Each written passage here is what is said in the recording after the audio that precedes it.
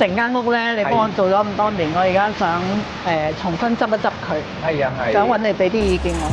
不過點解你帶我嚟呢度嘅？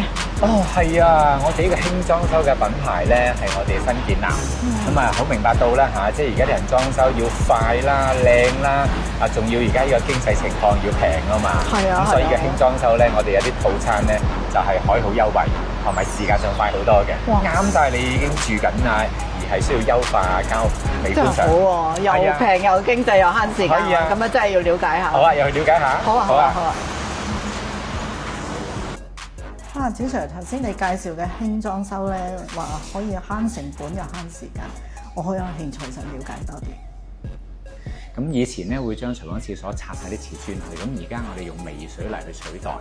微水泥咧喺外國好興㗎啦，其實就可以做到個廁所牆身同地下無縫銜接啦。咁而且亦都可以係令到個防水效果再多一個保護。咁啊，我哋亦都唔需要將舊時嘅瓷磚去拆咗佢咧，所以亦都唔會破壞舊時嘅防水層啦。喺我哋身邊呢幅牆咧就係做咗微水泥啦。咁呢個微水泥咧，我係特登咧就係擺喺個鋪外邊。點解咧？因為外邊我哋日曬雨淋，佢擺喺外邊都冇問題啦，咁樣樣。咁啊做起效果就可以好似一個藝術漆又得，又或者係有啲色係一個通好柔和嘅又可以。